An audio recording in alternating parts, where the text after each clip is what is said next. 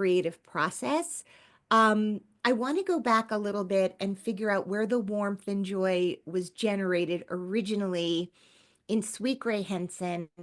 Um, where did you grow up? Who was in the house that you grew up with? How did you find musical theater? How did it find you? Go for Gray. Wow, so many good questions. I grew up in Macon, Georgia, which is right in the middle of the state. And it sounds like a much smaller town than it actually is. I think people hear the name Macon, Georgia, and they assume that I drove a tractor to school or something. But it's a fairly large city. Still in many ways a bubble, because it's not a major city. But I actually my first introduction to performing was through ballet. I started taking ballet lessons when I was 3 or 4 years old. And it was because my mom, my beautiful mother, Paige Henson, she said I was dancing all over the house, and she herself was very theatrical. She did a lot of community theater. And she pushed me into it, not Mama Rose style, but definitely encouraged me to perform. And then as I was starting to do ballet and that sort of took hold as my hobby, I would every now and then dip my toe into theater. And so my first performance on stage in a musical was Peter Pan. I was one of the Lost Boys. And actually, a friend of mine who I did that show with in 1995 or six or something came to see Elf recently and brought me the playbill to that show, which I didn't have. It's lovely. And funny enough, in my bio for Peter Pan, it says Gray has been seen as an elf in a previous performance. And I guess I played some elf in some Christmas thing at some point when I was little, which was very full circle, be playing the elf. But yeah, I started performing had always been a part of my life. And at some point, I really did think I was going to pursue ballet because before I hit puberty and became what I am now physically, which is, as I like to say, a linebacker in size, I look like I truly should play football if I had more muscle mass. But I, before puberty was really good at ballet. Ballet is it's such a beautiful art form, but it is really strict, and there are so many parameters. To pursue it professionally, you have to be a certain body type, and everything has to be so specific and well done. I've been recently taking pottery, and I equate it to throwing on the wheel when you're doing pottery versus hand building. Hand building to me is like theater. It's sort of nebulous, and you can mess it up, and the flaws are what makes it perfect. But on the wheel, you have to have the technique down to get that pot up. Otherwise, it will not be a pot. So with ballet, it's sort of similar in that very technical way. And I loved it, but my heart was much freer, I think. And so as I was growing up and doing more shows, theater sort of took over ballet. And it's just kind of always what I've done because I was good at it. I was good at it, and it's what people responded to when I did it. People started associating me with performance. And so it's sort of all I've ever done. And it's funny that now we get paid to do it. And it's what, we say that we do professionally, but it feels like I'm just playing myself, doing these shows when I was a little kid for fun at Theater Macon. You know what I mean? So how did you get to New York? New York, Book of Mormon brought me to New York. I went to Carnegie Mellon in Pittsburgh for my training. And so, and my mom was also the one that encouraged me to apply to Carnegie because she knew it was a good program. And I was lucky enough to get in, which then set me up for getting the Book of Mormon, funny enough. So my teacher, Don Wadsworth, who is a voice and speech teacher and a lovely acting coach, he did our showcase. And so at your senior year at many BFA programs for theater, you do a showcase where you perform for agents and casting directors in New York and LA in the hopes of, getting a job, getting representation. And Don, who directed our showcase, told me this was the year after Book of Mormon had come out. So, that was the show. This was pre-Hamilton, right? So Book of Mormon coming out and winning a million Tony Awards was just such a big deal. And so the following year was my senior year, and my teacher said, "You're so much like Rory O'Malley, who originated the role of Elder McKinley, who is a Carnegie alum. Let me email him and see if they're casting for his replacement or for the tour or something."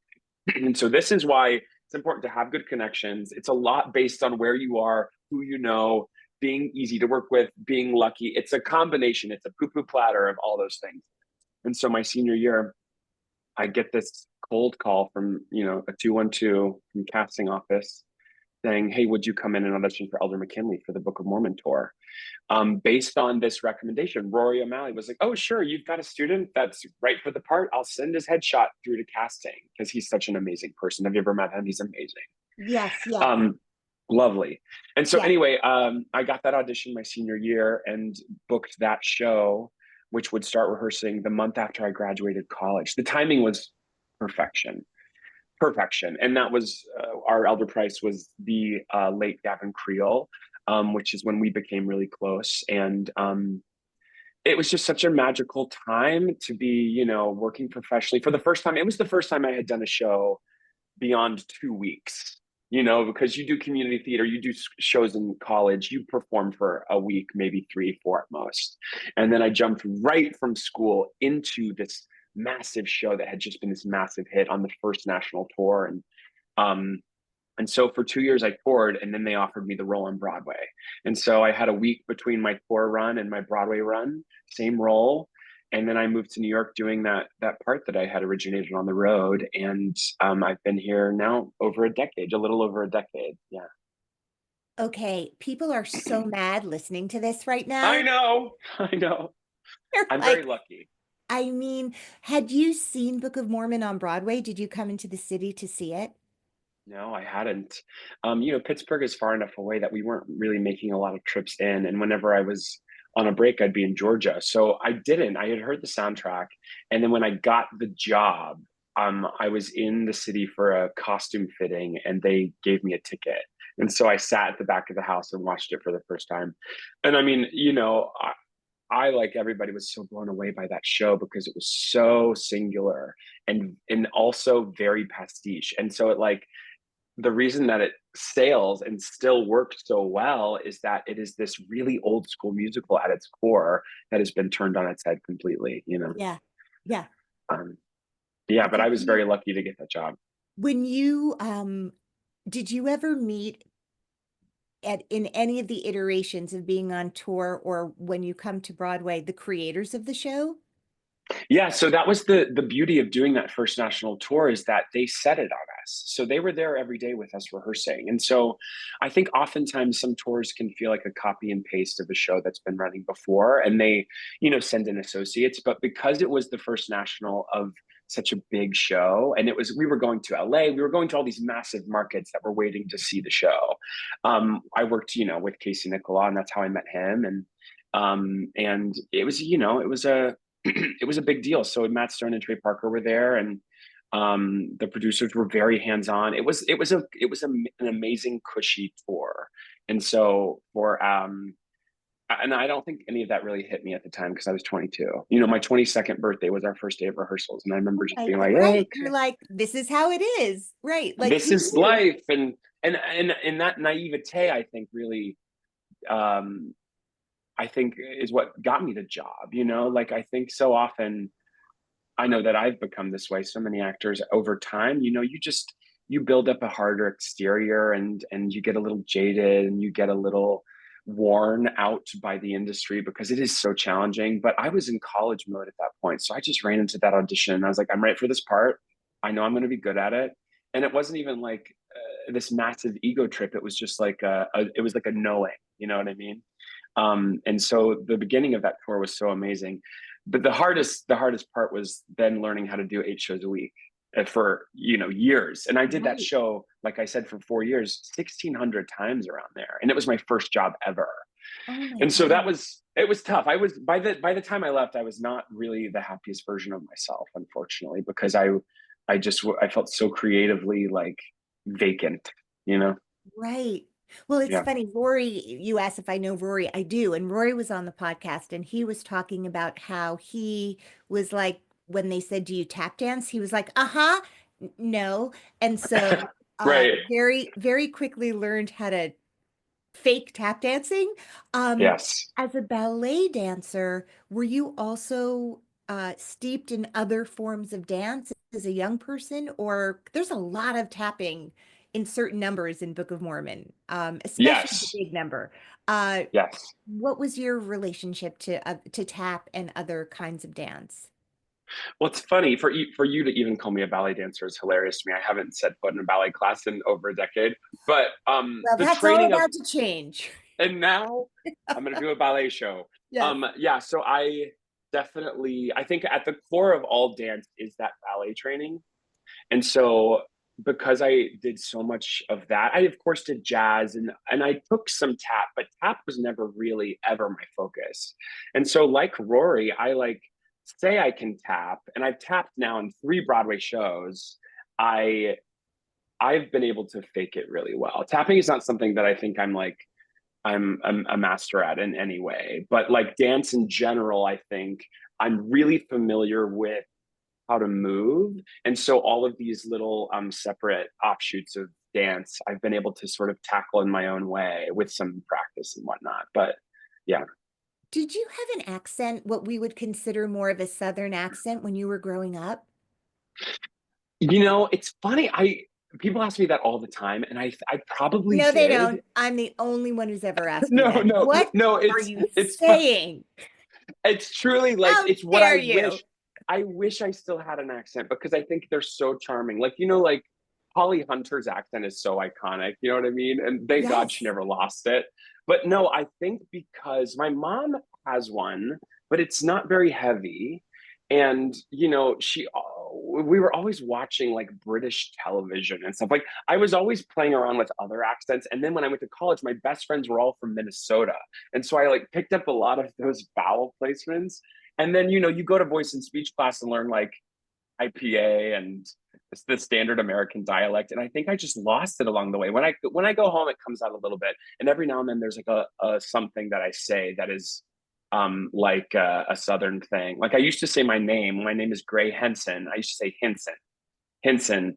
It's just, the pin pen thing is like a southern switch. Also, I was just on Seth Rudetsky's show and we were talking about the song I sang in Mean Girls Stop.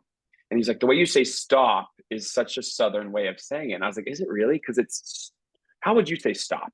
Stop. Stop. So I don't say that right. I'm like, stop.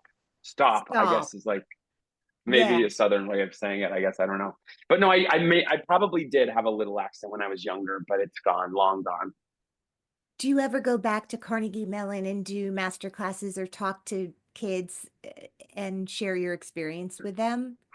I haven't. I haven't. I when I did the Book of Mormon tour, we went through Pittsburgh, but it was the year after I graduated, and so I wasn't some like wise old, you know, Also, you didn't want to learned. rub salt in the wounds of people who Yeah, were still there. yeah. It was way too soon for me to go back and impart some knowledge, When because I you knew all of them. when you talk about like by the time you finished the tour, you felt depleted, maybe is a word I'll throw out there. How have you, because you have had the great fortune of, I was just interviewing Peter Gallagher right before you and I uh, started talking, and he's done like 25 Broadway shows or something like, no, sorry, 12 Broadway shows in 6 decades since he started, and Wow. still, I know it's incredible. Anyway, just the idea of sort of remaining passionate about the thing for a very long time, and when you have the great fortune, which suddenly can feel like a curse if you don't feel creative in the great fortune while you're doing it. um how do you, or how did you tap back into, this is actually an art form that I love, and how do I, like Buddy the Elf's incredible because it's a limited run. So that's fantastic, right? Like there's, other than, oh my God, maybe I don't feel great today. It's not looking ahead at the calendar for a year. But when you have done these long runs, what have you found, is pottery and being creative in other outlets a way to kind of sustain that? Yeah, that's a great question. Um, I think for me, it was remembering that the people in the seats every night were different, even though we were saying the same lines, doing the same thing, going through those same motions. I was thinking this is someone's first time seeing a Broadway show. This is someone's first time seeing Book of Mormon. Uh, Someone could be in the audience that could lead me to my next job. Like there's a lot of mind games that happen with those long runs because we aren't made to live on repeat like that. I don't think, especially creative people. I think we so often want to be challenged, and like when you think about going to college or being in school and like being thrown a new monologue every day, like that is what's exciting about transforming and becoming something new. um that being said, the great fortune, as you mentioned, of doing something that runs for a long time, like that is also very rare for actors. And so the stability of that is so alluring. And so we always call them the golden handcuffs of a long running show because it is this great gift to have sustained work in an industry that is so often unpredictable, but also after a while, I think for at least for me, for my mental health, I had to step away. I had a chat once with a friend of mine, Sandra Joseph, who played Christine on Broadway and on tour and everywhere, I think, but she in total maybe played that role for 10 years, maybe she was saying. She wrote a book about this. I don't think she really performs much anymore, but she and I were talking about this, and she said I had to go on stage and I would listen to a new instrument in the orchestra every night. I would literally have to just tell myself, find something new to latch onto tonight so you don't lose your mind.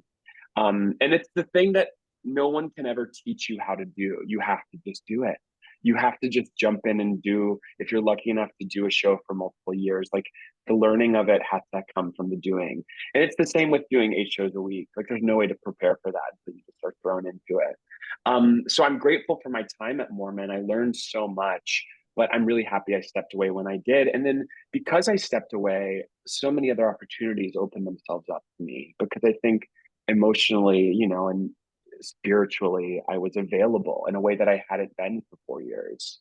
Right. Um, and I do believe in that, the energy of the universe sort of gifting you with something when you allow it to, you open a window, right? But it was the hardest thing, and I was so young. I was so young to be doing something like that. I would just start. Um, I would convince myself I didn't know my lines and I didn't know the blocking, and then I became really anxious and sort of the reckless abandon I had when we opened the show, and I was just so free and everything was fresh. I lost, and also someone told me this once, which I thought was so fascinating, is that when you open a show, you're filled with so much adrenaline because it's new and new people are coming and it's exciting to you every night. But once that dies down, that adrenaline is gone. That part of your brain needs to fill that emotional void with something. And so it finds anxiety. And so anxiety sort of replaces that adrenaline because you need the rush of something. And so anxiety sort of creeped in slowly as I just became a little bored with doing the show. Wow, but that sounds really hard. It was hard, yeah. And I Right. admire people that can stay in a show for a long time. And a lot of people love that. A lot of people have been doing Mormon for longer than I was there. And, Lion King, Wicked, all these long running shows, Chicago. If you're lucky enough where you can do it, I applaud that. I think that's amazing. But it was really hard for me for sure. Yeah. When you go through something like that, and thank you so much for sharing that because there's a lot of glamour to living the dream, and then there's a lot of quiet around and shame about having any quote unquote complaints about the job. But the idea that suddenly you were having these thoughts creep into your head that were very negative about your capability as a performer.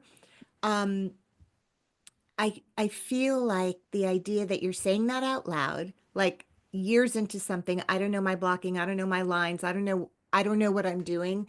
That's usually a feeling reserved for the beginning of something.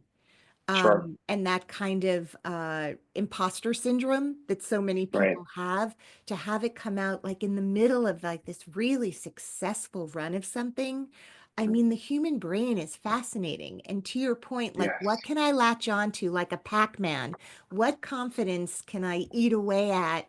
And how to even explain that to people? Like, what are you talking about? You're on Broadway. You got, you're saying hi to Yeah, the you've done stage it a door, million times. Yeah, right? you know this. No, but So it's that's true. really Yeah, scary. That sounds it was really really scary.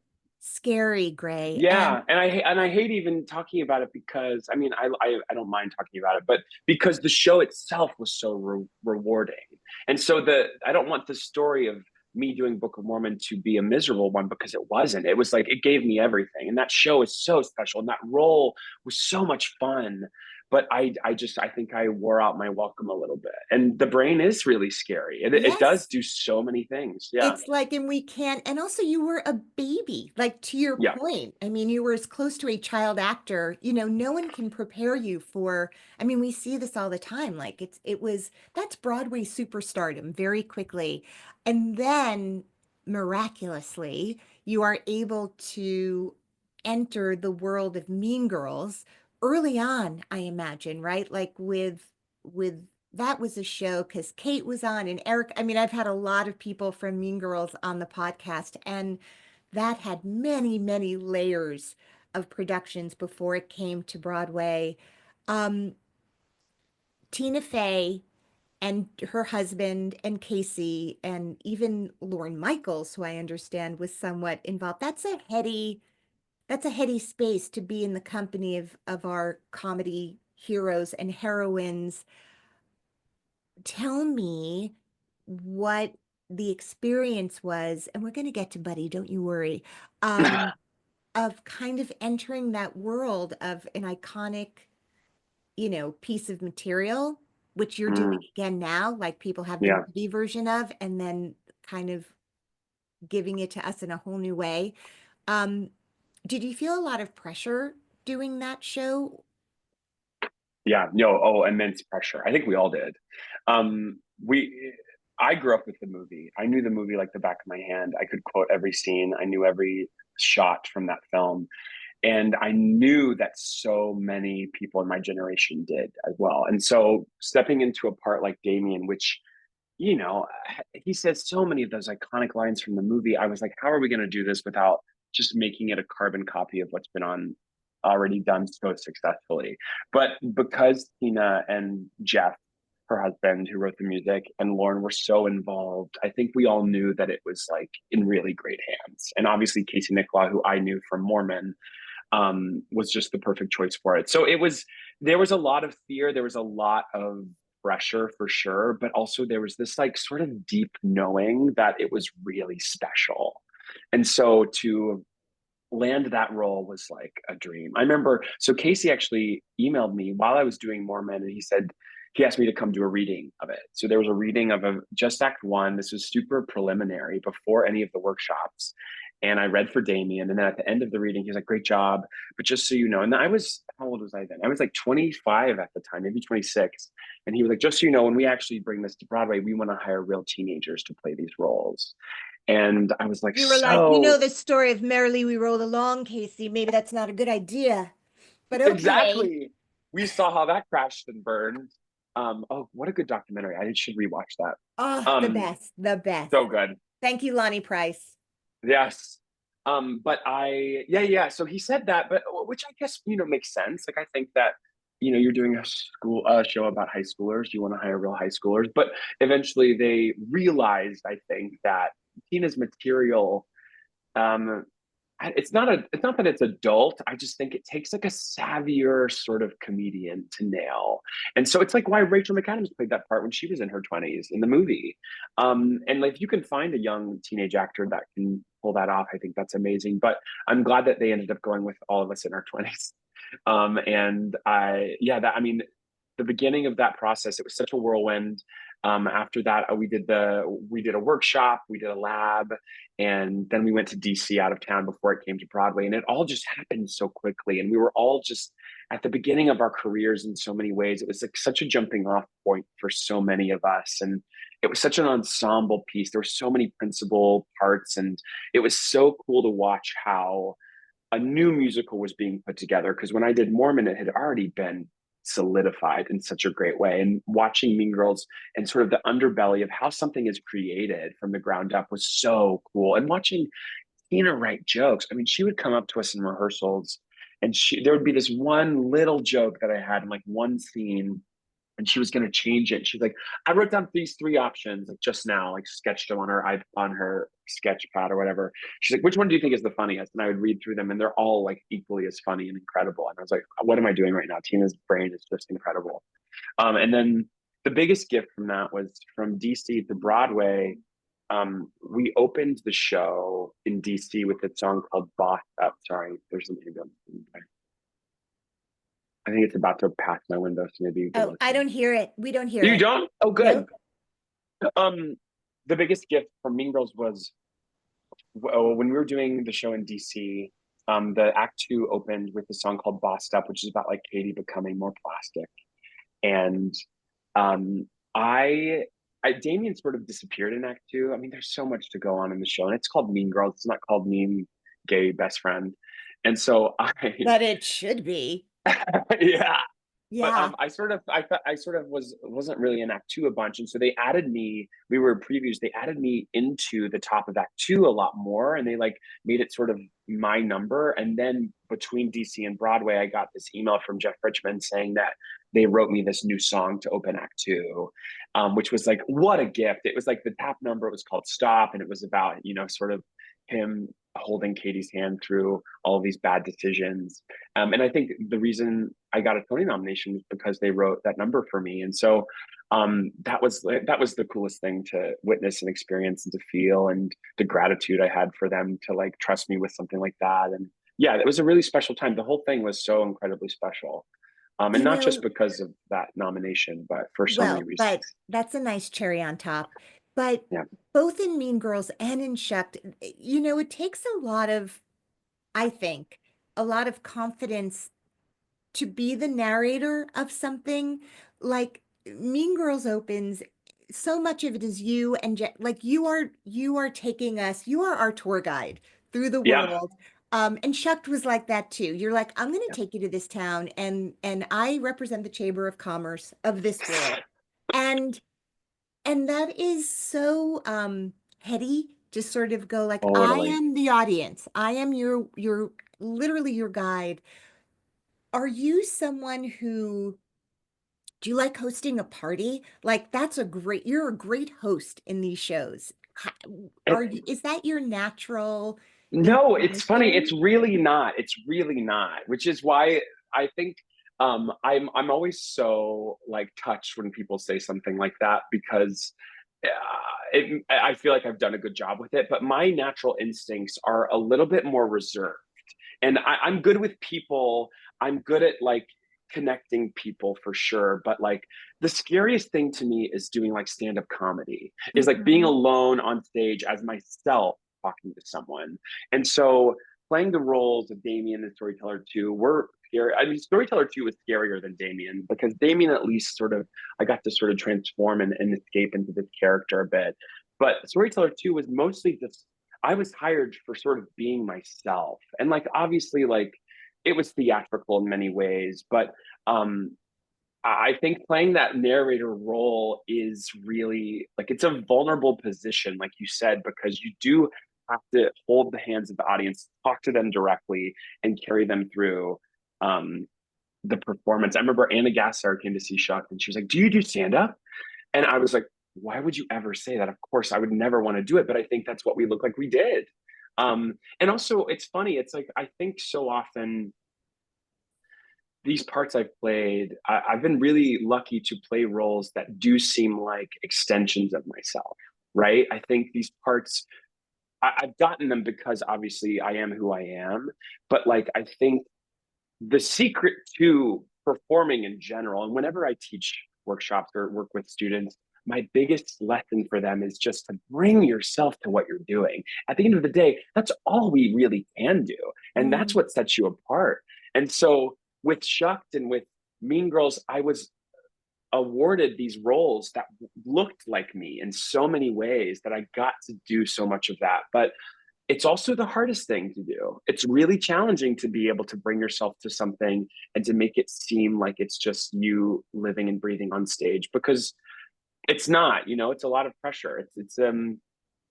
I think for example, we were rehearsing for Shucked, and all of my lines basically were these like terrible dad jokes that like he just like endlessly spews out to the audience. And we were rehearsing for it, in front of the same four people every day, right? The creative team Right. was there. And it, after a while they just stopped laughing or reacting because it was the same people. And I was like miserable. And I was like, I can't play this part. I can't do this. This is so hard.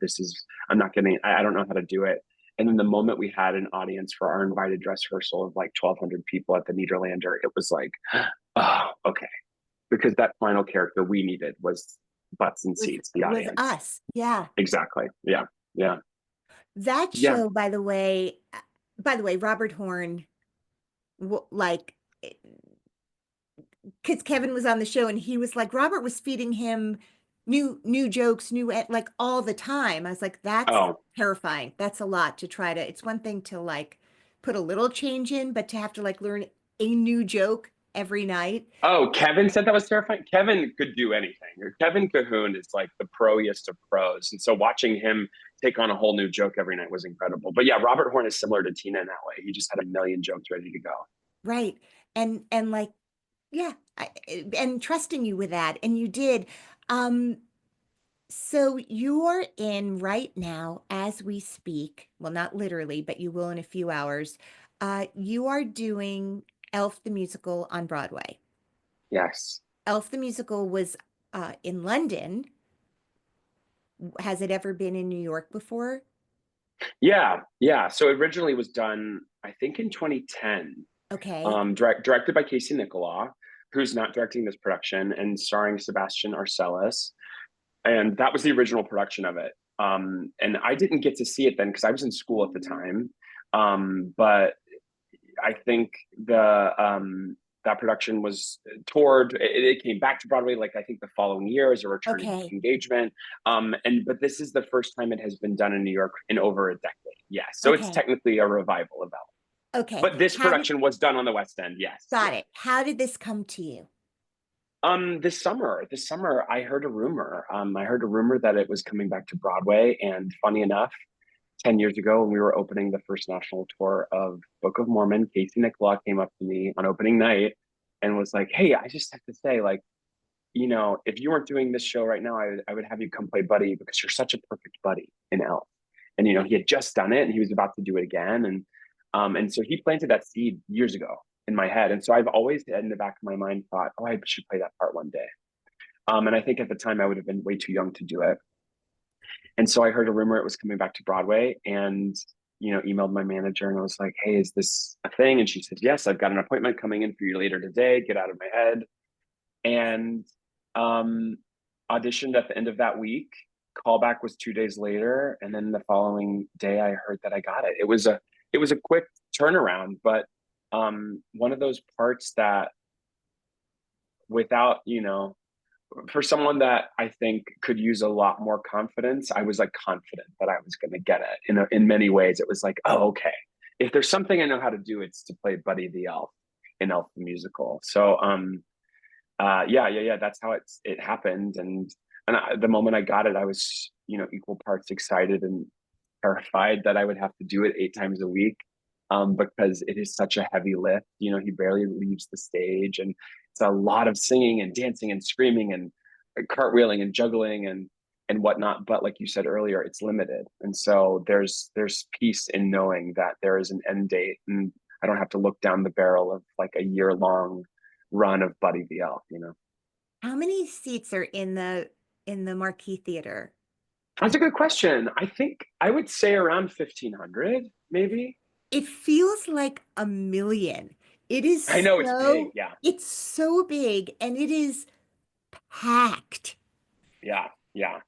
I mean, it's a Christmas musical around Christmas that takes place in New York City. So we're lucky that we're selling really well. People are out of their minds and it's like, yeah, it's like there's the Radio City Music Hall and then now there's this other opportunity to see Broadway Gray Henson sort Yeah. of bring this level of um, comedic brilliance and vocals, all the things that you just described. What It's so good. I did not know what to expect, to be perfectly honest. And it's so moving, and you are brilliant in this part. Like I kept texting you during intermission, and then I'm like, why am I doing this? He's working right now. But I felt like I needed to tell you in real time. Like I just loved the love that you were pouring into this show and the character, and it's not silly. Like Mm, it's not silly. It's like filled with integrity and I mean, the message, of course, of this it's a beautiful story, right? But also mm, you have this like Will Ferrell, like mm, there are big sort of like Mean Girls. You're doing this thing where there's this preconceived idea. So how do you honor that and let that live? And then how did you sort of synthesize all of that in moving into this part? that's a great question. I think more daunting than playing Damian was this part, because his performance, Will Ferrell's performance in this movie, is a canon. I mean, everyone knows this movie so well, and he is the movie, right? And so I think for me, well, first of all, the musical is different from the movie in many ways, and obviously we're singing and dancing, but the script has been changed a bit, so it's not like a carbon copy. Um, but more than anything, I've had to just forget about his performance, so I don't do an impression of Will Ferrell.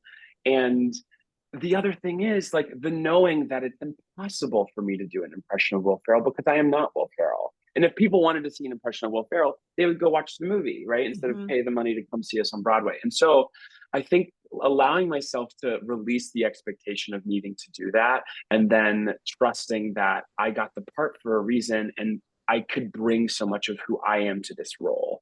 The other thing is, like you say, it's not silly. That is like the biggest compliment you could give, because our director, Philip William McKinley, um, from the audition on, has just really, really made sure that we are holding the truth of this. And so anything can seem ridiculous and silly if it lacks honesty and truth, right? But I think at the core of this story is just the belief that this guy has.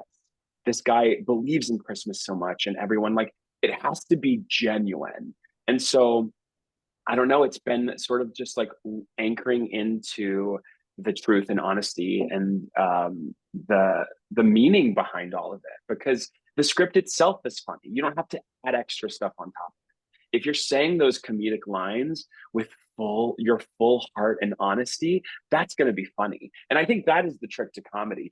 Truthfully, like, at the end of the day, it's musical. There's technique behind comedy. There's ways to say lines and not to move on a certain line to get a certain laugh. But at the end of the day, if you're saying it with like your whole being, and you're absolute, like, if there's just truth behind everything you're saying, it will be funny, I think, at the end of the day. So yeah, I think coming to it was scary, like I said, just more because I was scared about having to deliver it 8 times a week, um, and keep up my stamina, and build that, and to feel like I could deliver something that it was so demanding, over and over again. But yeah, it also, um, it's the most I've ever been used on stage, and I have never had to lead a show before. I've never been given the privilege professionally to lead a show, or to be a leading man, or to be a romantic interest. I've never kissed anyone Mhm. on stage. I've always played these sort of side characters and funny people that No, pop in and out of the show. you are the main character, as the kids say. Yeah, Yeah. yeah. It's exciting. It's exciting because there aren't a lot of parts like this for people like me, for comedians or character actors. And so I'm like so excited that I get to do this. I talked to my friend Erica Henningsen, who played Katie in Mean Girls, and I was like, I've never had to be on stage for so long. I'm really nervous about it. And she said before I started rehearsals, and I completely agree with her now, that it's almost easier. It's like you get to hop on the roller coaster ride of the show, and then you blink and it's over. otherwise, you know, if you're popping in and out all the time, your brain checks out and you're in your dressing room and you pop on your phone and you're in and out of character. But like I start the show as Buddy and I am full steam ahead as Buddy for 2.5 hours. And so in a way, it's like this beautiful escape into this Christmas, like loving Christmas elf. So it's great. It's the hardest thing I've ever done and probably will ever do, but it's also been the most rewarding and exciting and challenging. And I think what's great is I can sort of feel the audience at the beginning be like, you know, they've got the preconceived notion of Will Ferrell doing the performance, and you can sense it almost. They're like waiting for, how is this guy going to do it different, or is he going to say the line like Will said it? I know exactly how Will said it, and then slowly that sort of wears away, and they're watching this new version of Buddy and this new version of Elf, and getting lost in that in its own separate way, which is, I think, why adaptations are cool. I mean, obviously, we all want more new original musicals, right? We all want fresh new things that have never been done before. But like, so often we're getting these movie musical adaptations because if there's an amazing film people want to see, let's put it on stage. And it's exciting to see how you can take something that is already well known and flip it on its head. It's like Death Becomes Her, you know, and all of these really beautiful like films that had so much success elsewhere. It's fun and interesting to see how different actors take on something and make it their own. And so the challenge has been like real and epic, but like hopefully successful, you know.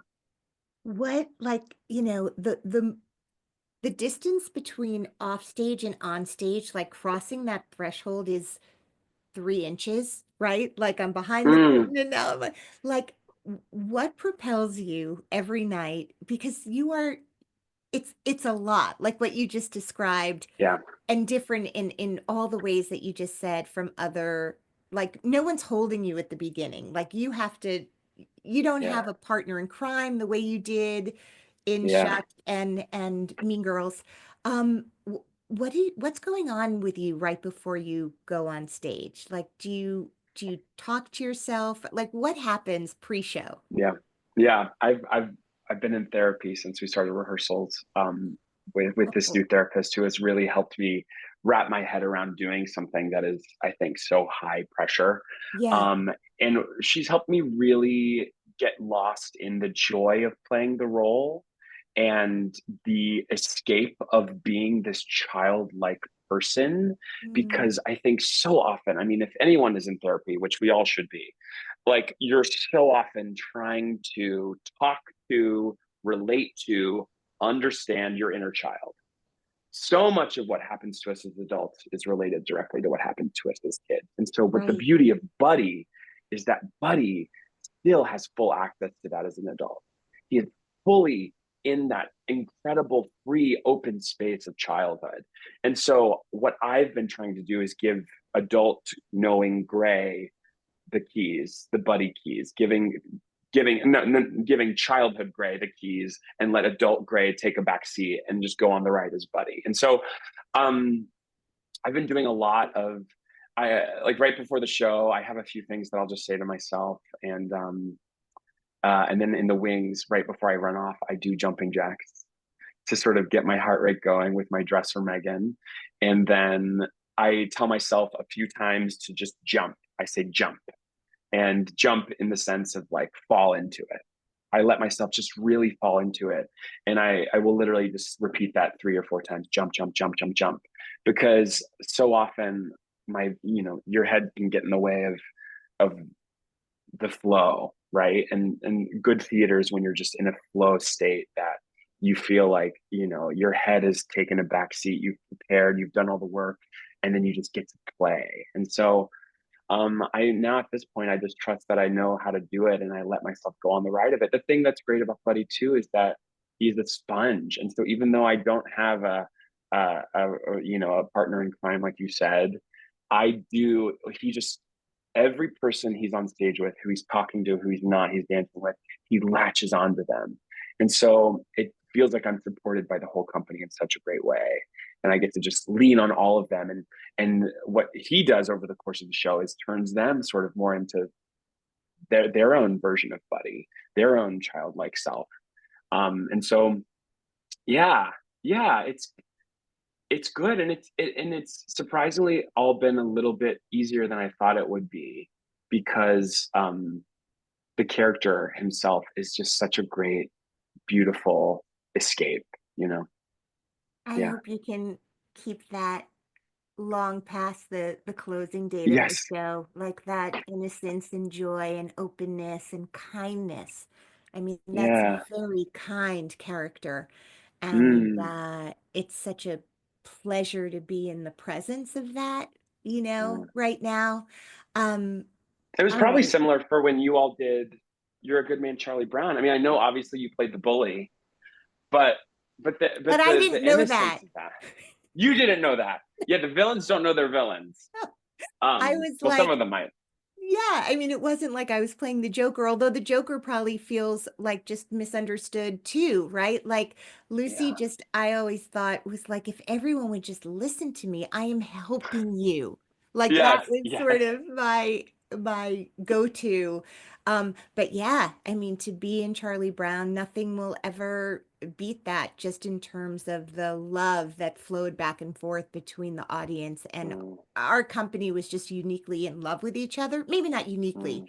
especially in love with each other. Yeah, no, Um, and you could tell. I mean, that's why the show was such a hit. yeah, yeah, it was really, anyway, that was a glorious moment. And I feel like, Elf is an audience filled with a lot of adults, but also a lot of young people. It's one of those Mm, titles that works for everybody.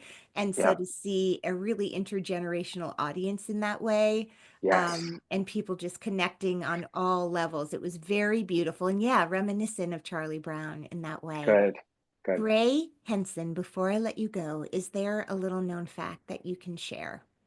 Yes, yes. It's actually about my name, because everyone always asks where my name came from, and Gray is actually my middle name, and my first name is Thomas. I've always gone by Gray. My mom named me that knowing she'd call me Gray forever, but she named me after a British poet whose name is Thomas Gray. And funny enough, she actually spelled it wrong, because I spell my name with an E. And this was, pre Google. And so I think she just assumed it was an E because he was British. But Thomas Gray, who was famous for writing many poems, but one in particular called Elegies in a Country Churchyard. And my mom went to study at Oxford a few years ago. She's 75 now, and my dad passed away over COVID, because of lung cancer. And a year after he died, she woke up one morning and was like, you know what? I've always wanted to go study in Oxford. So she did. She went away and did like a summer program for adults. She did creative writing and went by herself. I felt like I was sending off my child to school, to summer camp. And then after her month-long program, I flew out and met her. I rented a car and we drove through the Cotswolds and had this whole trip. And at the end of the trip, we were going to pass where Thomas Gray was buried, where he wrote the poem Elegies in a Country Churchyard, the churchyard it's based on. He's now buried at, right beside his mother, funny enough. And so my mom and I went, and a few years ago visited my namesake and his gravesite. And yeah, that's always a fun little bit of information about my name and where it came from. Well, your mom is my hero. I That's know. incredible. And wow.